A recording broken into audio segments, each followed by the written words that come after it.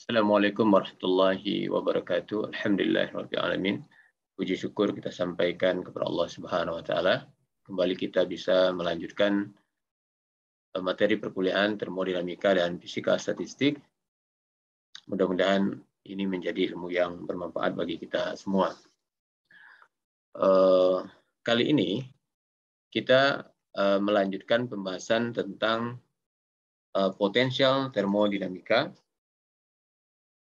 di mana kita seperti biasa menggunakan buku Introduction to Thermal Physics oleh Schroeder. Jadi kepada mahasiswa sekalian diharapkan untuk membuka buku ini ya ketika membaca atau menyimak video atau materi pembelajaran ini. Pada pertemuan terakhir kita sudah melihat ya tentang 4 persamaan yang kita sebut dengan potensial termodinamika, yaitu energi dalam, entalpi, energi Helmholtz, dan energi Gibbs, di mana masing-masing variabel naturalnya bisa kita lihat seperti ini, di mana setiap potensial termodinamika memiliki variabel natural N ya. Jadi N ada di semua potensial termodinamika. Sedangkan pada energi dalam dan entalpi itu ada 2 variabel yang sama, yaitu entropi. Sedangkan pada energi Helmholtz dan Gibbs itu ada 2 yang sama juga, yaitu T. Ini sebaiknya diingat ya, karena ini akan memudahkan kita ketika kita menentukan persamaan-persamaan daripada setiap potensial termodinamika ini. Kemudian bentuk diferensialnya juga bisa kita lihat di sini. Dari bentuk diferensial ini kita bisa mendapatkan hubungan Maxwell ya, hubungan Maxwell. Pada pertemuan yang lalu ya, mungkin Anda masih ingat ya, kita bisa, kalau kita lupa misalnya dengan persamaan-persamaan potensial termodinamika, maka kita bisa mendapatkan persamaannya dengan bantuan diagram. Ya, jadi misalnya kita bisa menggunakan diagram segi 4 seperti ini untuk mendapatkan persamaan potensial termodinamika. Katakan misalnya di sini ini U, kemudian ini H, ini F, ini G. Mana ke sininya adalah positif PP, sedangkan ke sini adalah negatif TS. Nah, kita sudah lihat ya pada pertemuan yang lalu, maka U di sini adalah H tambah PP. Sedangkan H sama dengan U, H sama dengan U tambah PP, kemudian F sama dengan U dikurang TS, kemudian G sama dengan U dikurang TS ditambah PP, di mana U tambah PP adalah H, berarti G sama dengan H dikurang TS. Ya. Ini kita sudah ketahui pada pertemuan sebelumnya. Kemudian bentuk diferensialnya juga bisa kita dapatkan dengan menggunakan diagram mnemonik, ya, diagram mnemonik. Jadi diagram mnemonik adalah diagram di mana pada sudut-sudut segi 4 ini menggambarkan variabel natural daripada setiap potensial termodinamika. Di mana di sini ada U, kemudian di sini ada F, kemudian di sini ada H, di sini ada G. Maka di sudut-sudutnya ini adalah variabel naturalnya. Di mana di sini ada S, kemudian di sini ada V, kemudian di sini ada tekanan, Kemudian di sini ada temperatur, ya, ada temperatur. Jadi Anda bisa lihat nih bahwa U dan H ini memiliki variabel natural yang sama yaitu S, sedangkan pada G dan F memiliki variabel natural yang sama yaitu T. Ini posisi ini harus diingat, ya, harus diingat. Oke, kemudian kita buat garis diagonal ini. Ketika kita ingin menentukan bentuk diferensial daripada U, ya, U yang ini berarti DU sama dengan, lalu variabel naturalnya S dan V, ya, yang ada di antara dia. Maka di sini adalah dV, kemudian ds. Lalu apa pasangannya di sini? Lihat nih, S, ambil diagonalnya ke sini, ketemu T, dan itu searah tanda panah, berarti positif. Ya, jadi S tambah T, V, ya. V ini tekanan, tetapi berlawanan arah. Karena tekanan di sini sedangkan panahnya ke sini, berarti minus. Maka ini minus VdV. Sehingga DU biasanya TdS kurang VdV. Ya. Kemudian dengan cara yang sama kita bisa turunkan untuk DH.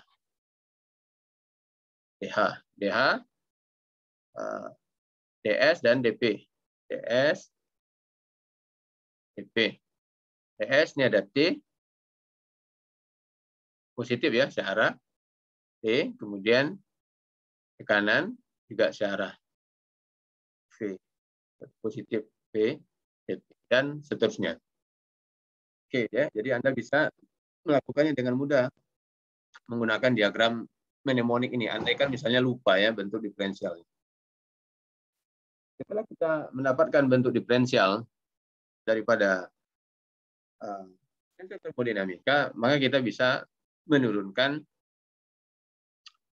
hubungan Maxwell-nya, ya, hubungan Maxwell-nya, ya, di mana untuk DU hubungan Maxwell-nya ini didiferensialkan terhadap ini pada V konstan, ya, jadi minus dou P per dou S pada V konstan sama dengan dou T, ya, per dou V pada S konstan, ya, pada S konstan. Atau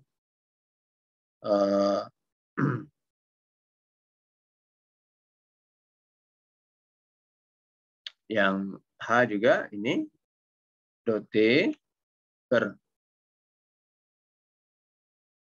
dou P pada S konstan sama dengan dou V per dou S pada P konstan, dan seterusnya. Ya.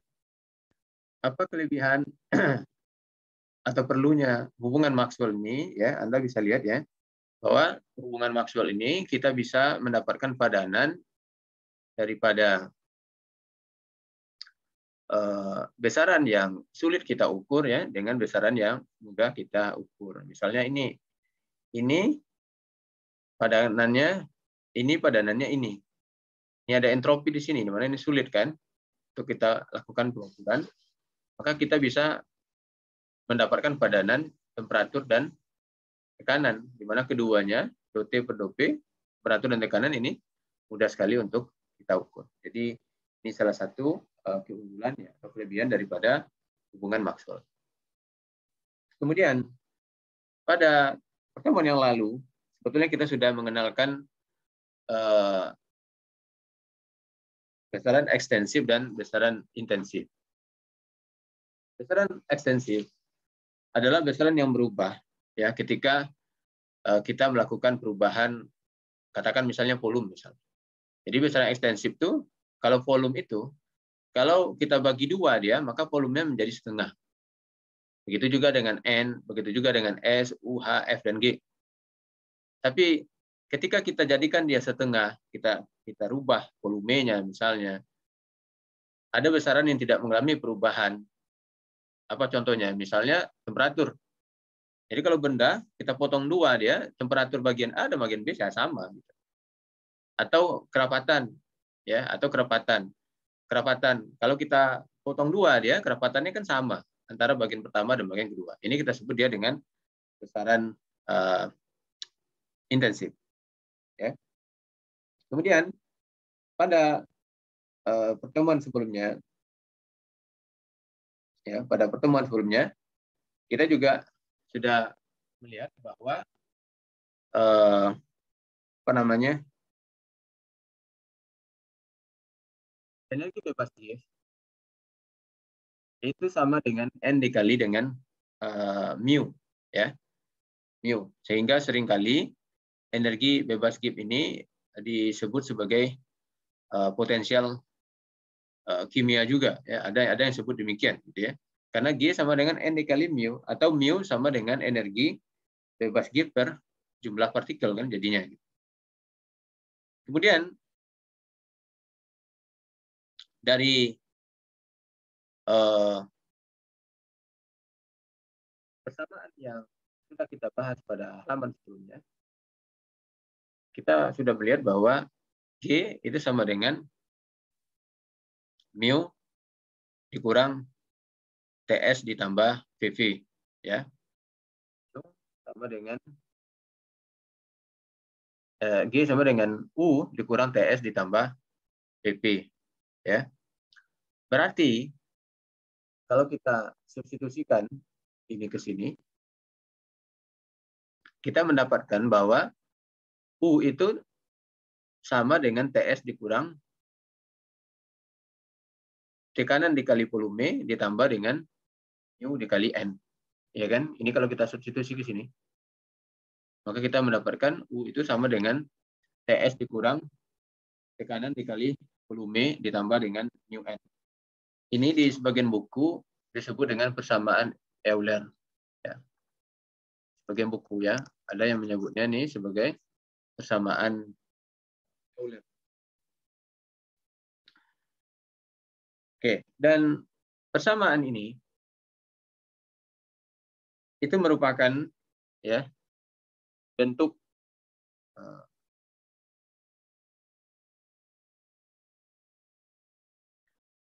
integral, ya,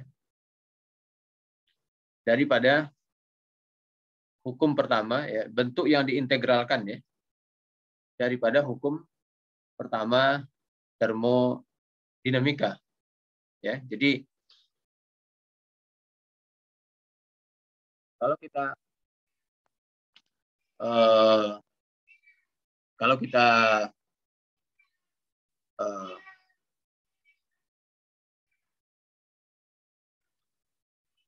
kembali ke persamaan DU, ya. Jadi DU sama dengan TDS ditambah mu DN. DU sama dengan TDS dikurang PdP ditambah mu DN. Ini kan samaan daripada DU. Ya, tadi kita sudah lihat nih di awal, ya, di sini. Di sini. Atau kita turunkan dari sini. Ya, tinggal ini kan semuanya, ini kan tidak ada komponen mu DN karena semuanya ada mu DN, ya, tinggal ditambah aja, gitu ya. Tambah mu DN kan, di sini tambah mu DN, tambah mu DN. Oke. Jadi DU sama dengan TDS dikurang PdP ditambah mu DN. Kemudian kalau kita tulis dia dalam bentuk delta, ya, maka ini bisa kita tulis delta U sama dengan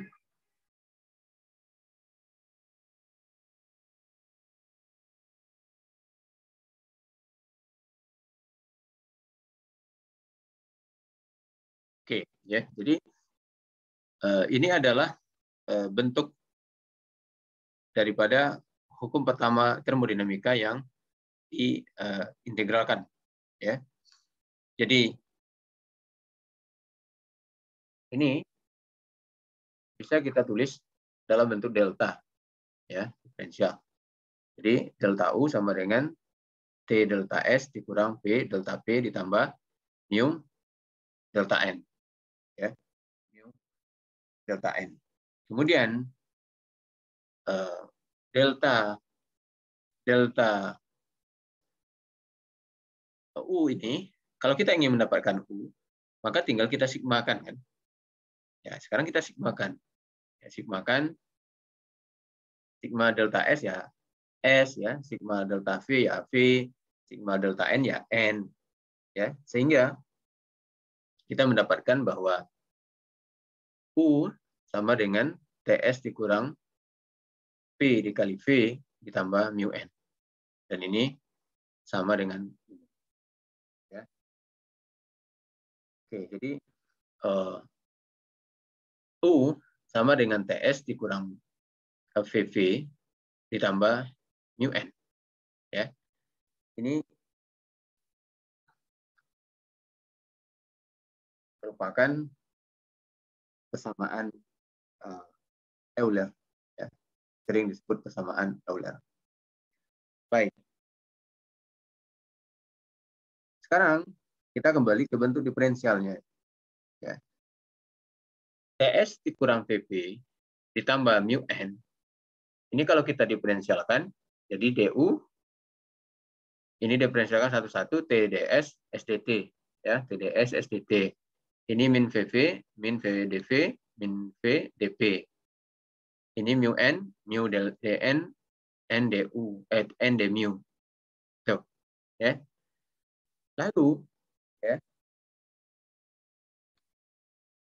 kita sudah lihat tadi di halaman sebelumnya, ya, bahwa DU itu juga sama dengan TDS dikurang VDV tambah mu DN. Ya, kita sudah lihat tadi di halaman sebelumnya. Kalau ini kita substitusikan ke sini, maka kita mendapatkan bahwa SDT dikurang VDP ditambah NDU sama dengan 0. Sama dengan 0. Ya. Nah, ini kalau Anda substitusikan ini sini.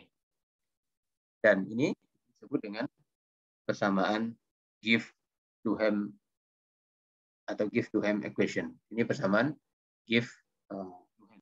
Ya. Yang memberikan gambaran kepada kita bahwa perubahan potensial kimia, itu ya, perubahan potensial kimia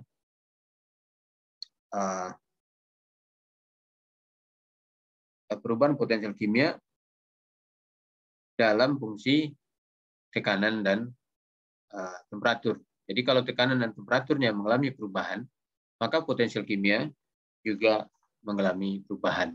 Ya, persamaan ini ya tinggal disusun, ya, di mana d mu sama dengan S plus N pt ditambah P per N dV. Ya. Dan dari sini sebetulnya, ya, dari persamaan ini kita juga bisa mendapatkan persamaan Maxwell, ya, persamaan Maxwell. Misal nih, jadi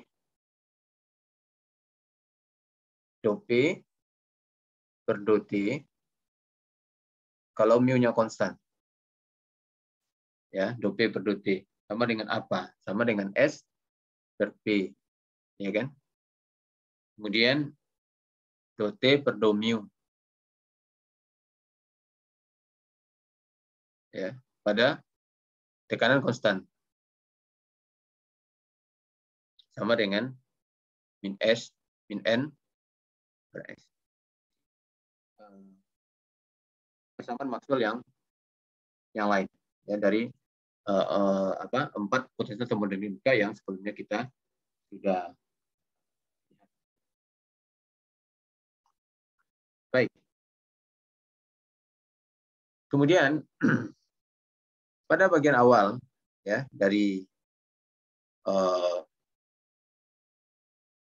perkuliahan ini, kita sudah melihat bahwa mu itu ya di bagian awal sekali ya, di pertemuan sebelum ini kita sudah melihat bahwa mu sama dengan dou U per dou N ya, dou U per dou N. Ini kalau kita urai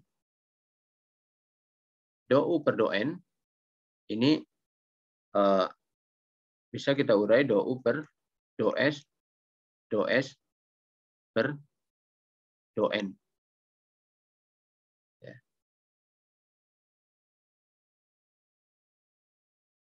Ya, bisa kita urai seperti ini. Nah, di mana dou U per dou S ya, itu sama dengan T atau minus T ya. Nih, dou U per dou S. Sehingga di sini kita bisa menulis bentuk lain daripada mu sama dengan minus T dou S per dou N pada U dan V-nya konstan. Untuk kasus gas ideal, kita sudah mengetahui pada materi-materi sebelumnya bahwa besarnya entropi diberikan oleh persamaan ini ya. Karena potensial kimia sama dengan dou U per dou N. Kalau misalnya persamaan U tidak kita ketahui, maka kita bisa menurunkan persamaan potensial kimia dari entropi ya, dari entropi yaitu dou S per dou N. Maka dengan jalan yang sama kita bisa menurunkan persamaan potensial kimia untuk gas ideal ya, persamaan potensial kimia untuk gas ideal dengan mengambil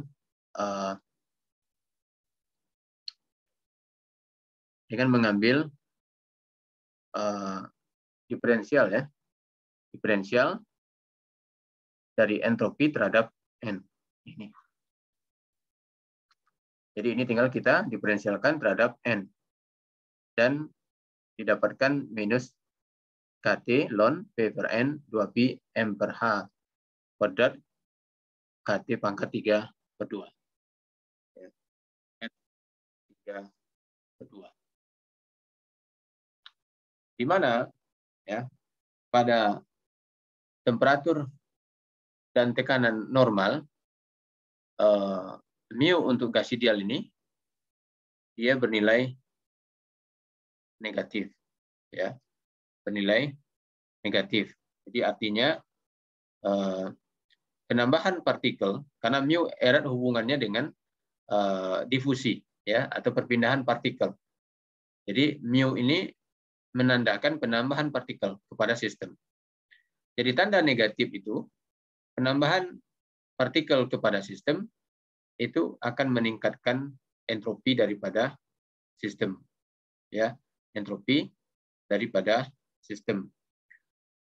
Untuk mempertahankan ya perubahan entropi sama dengan nol, maka kita perlu mengambil beberapa energi sehingga delta U-nya bernilai negatif ya, delta U-nya bernilai negatif. Kemudian potensial kimia itu meningkat dengan peningkatan tekanan ya, dan ini sebetulnya sudah lazim juga kita jumpai ya. Jadi ketika molekul itu dia akan mengalir dari tekanan dengan kerapatan tinggi ke tekanan dengan kerapatan yang rendah ya, atau dari tekanan tinggi ke tekanan rendah, dan ini sudah lazim kita jumpai di dalam kehidupan kita sehari-hari. Kemudian persamaan potensial kimia ini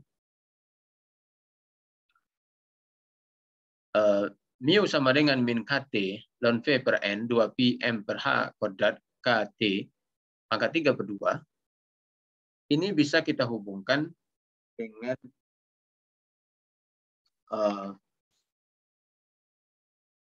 konsentrasi kuantum atau dengan volume kuantum. Jadi kita sudah melihat pada atau mungkin pada bagian berikutnya, tetapi sudah dikenalkan di sini ya. Tapi nanti di bab 6 kita juga akan melihat ini lagi ketika kita membahas tentang fungsi partisi, tapi tidak apalah ya. Karena kita juga sudah melihat ini sebelumnya pada slide-slide sebelumnya.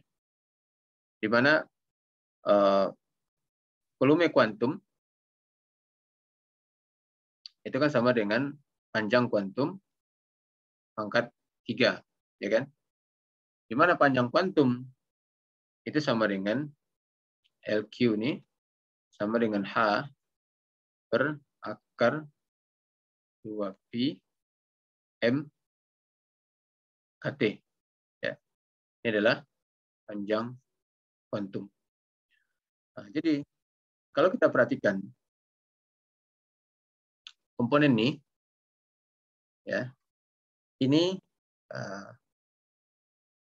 berkaitan dengan panjang kuantum. Sehingga yang bagian di dalam ini, yang nanti dinormalisasi dengan volume, ini kita sebut dia dengan konsentrasi kuantum. Yang N ini adalah konsentrasi partikel, yang NQ itu adalah konsentrasi kuantum, ya, konsentrasi kuantum. Oke. Jadi mu sama dengan KT ln N per NQ. Ya. Jika N sangat kecil dari NQ, ya, maka gas ini berada dalam kawasan klasik. Ya. Dan mu-nya kecil dari 0. Jadi berarti ini pada kerapatan rendah, ya. Karena gasnya klasik, maka ini berarti dia dalam kerapatan rendah sehingga mu-nya kecil dari 0. Ketika N-nya menuju NQ, ya, maka mu-nya itu menuju 0, ya. mu-nya menuju 0. Oke, ini kaitan daripada potensial kimia dengan mekanika kuantum. Pembahasan lebih detail nanti akan kita lihat ketika kita membahas tentang fungsi partisi. Ya, kita akan lihat tentang fungsi partisi. Oke, pada slide-slide berikut ini itu akan diberikan beberapa contoh, ya, beberapa contoh penggunaan delta G, ya, delta G, ya, daripada energi bebas Gibbs, ya. Jadi kita sudah lihat sebelumnya bahwa delta G ini kan sama dengan delta H kurang T delta S, ya. Jadi delta G ini itu merupakan besaran yang sangat berguna, ya, sangat berguna, sangat banyak penggunaannya. Maka nilai delta G, ya, untuk berbagai reaksi kimia dan proses yang terjadi itu telah diukur dan ditabulasi, ya, dan kita bisa menjumpainya di dalam banyak buku, gitu ya.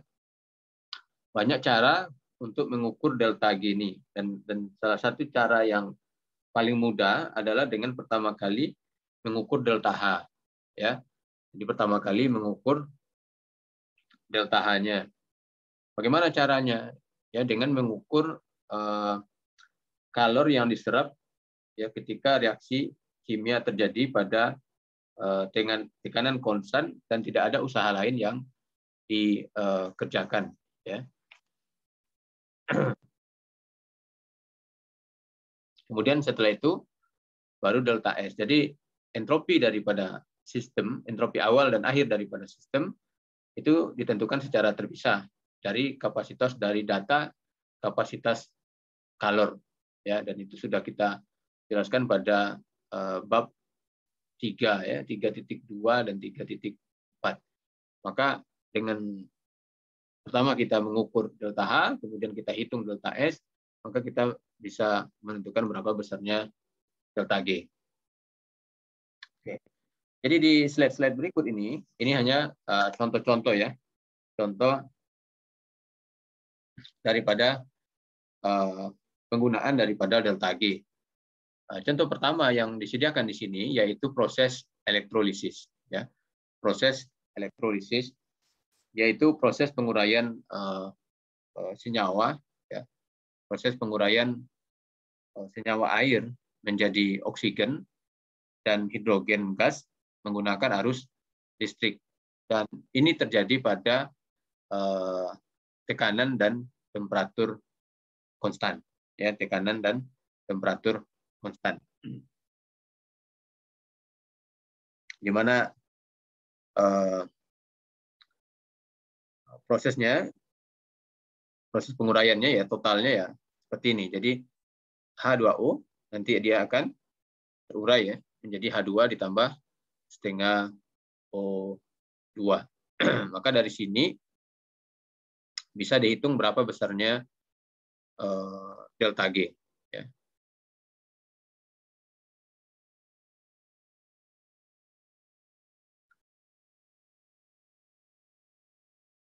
Oke, ini masih sama ya, tapi ini dengan pendekatan perhitungan yang berbeda. Tapi intinya juga ingin mendapatkan besarnya delta G, ya, berapa besarnya delta G. Ini cara yang pertama, kemudian ini cara yang kedua. Dan intinya keduanya mendapatkan besar yang sama, yaitu untuk kasus ini besarnya delta G sama dengan 237 kilojoule. Ya, 237 kilojoule. Jadi sekali lagi ini adalah contoh penggunaan daripada delta G yaitu pada elektrolisis air ya. Jadi penguraian senyawa air menjadi oksigen dan hidrogen dan gas hidrogen ya menggunakan arus listrik ya. Di kata kuncinya di situ. Ya. Jadi menggunakan arus listrik bisa baterai ya, bisa baterai atau sumber yang lain. Oke. Kemudian contoh kedua yaitu sel bahan bakar ya. Sel bahan bakar. Sel bahan bakar sesungguhnya adalah kebalikan daripada proses elektrolisis ya, kebalikannya. Jadi kita menghasilkan listrik melalui proses elektrokimia. Ya, kita menghasilkan listrik melalui proses elektrokimia dengan mengkombinasikan gas hidrogen atau H2 dan oksigen atau O2. Jadi oleh karena itu ini kebalikan ya, kebalikan daripada proses elektrolisis. Dan ini sel bahan bakar ini merupakan yang sangat potensial ya untuk menggantikan mesin-mesin pembakaran sumber kalor pembakaran internal ya.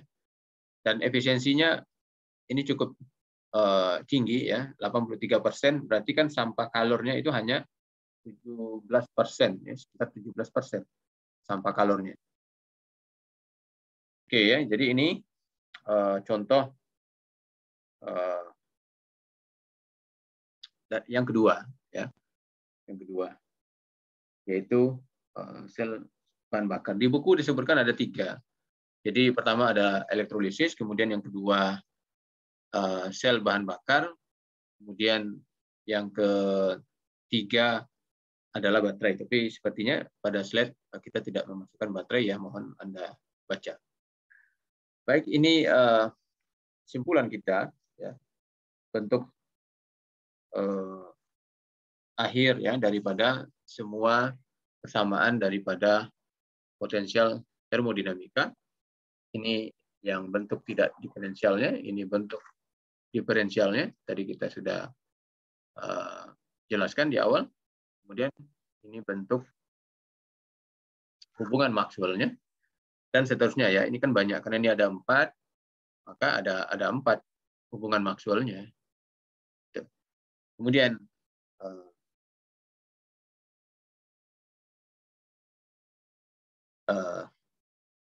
barusan ya kita sudah mendapatkan bentuk lain daripada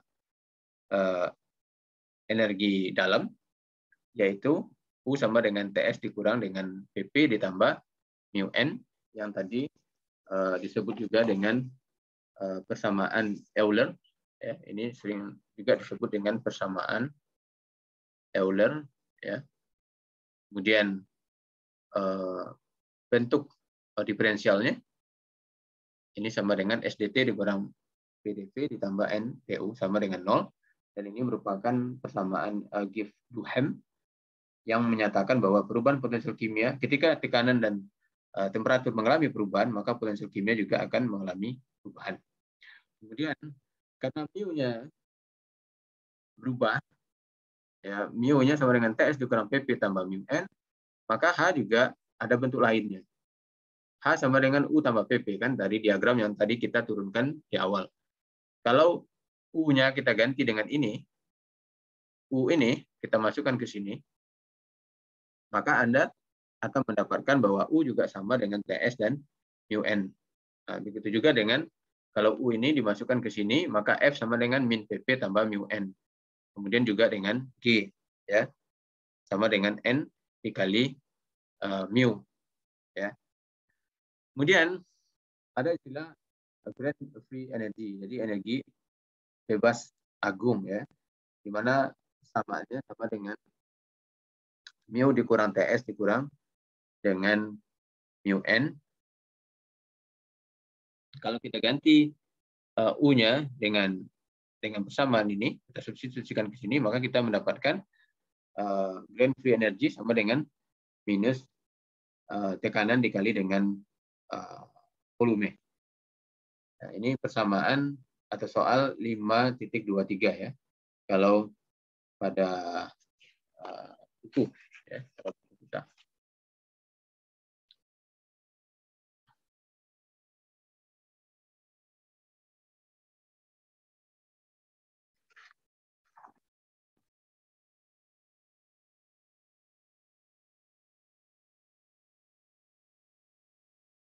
Oke.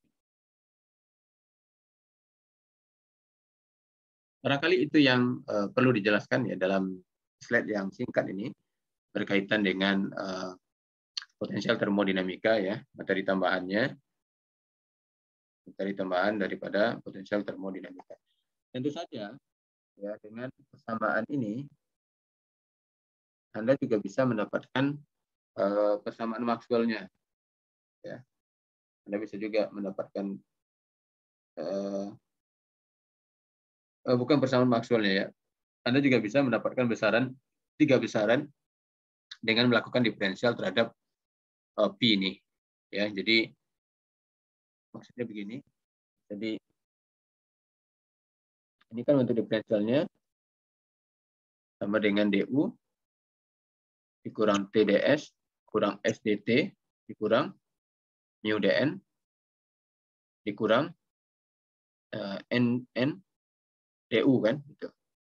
Kemudian DU sama dengan TDS dikurang PdP tambah mu DN. Nah, maka dari sini ini jadinya apa? Ya. Ini kan ini. Ya. Maka ini berarti sama dengan min S dt kurang yang lain bisa coret nih. Ini bisa coret. Ini bisa coret kan? TDS coret. Ini coret ya. Min S dt dikurang PdV kemudian di kurang ya. Kurang NDU ya, kurang NDU. Karena ini adalah diferensial eksak atau diferensial total, maka kita bisa mendapatkan persamaan daripada min S ya, di mana dou P per dou T berarti sama dengan min S ya, dan seterusnya. Dou P per dou V sama dengan min P. Kemudian dou P per dou mu sama dengan min N. ya kita bisa mendapatkan tiga besaran ya dengan mendiferensialkan energi bebas agung atau grand free energy ini. Baik, demikian barangkali mungkin ada satu di akhir ya. Ini bisa Anda baca ya. Ini hanya contoh soal yang sudah disediakan juga penyelesaiannya. Bisa Anda baca dan Anda pahami dengan mudah ya, karena ini sudah sangat jelas sekali. Baik, demikian mudah-mudahan bermanfaat, mudah-mudahan bisa dipahami ya. Kita tutup. Assalamualaikum warahmatullahi wabarakatuh.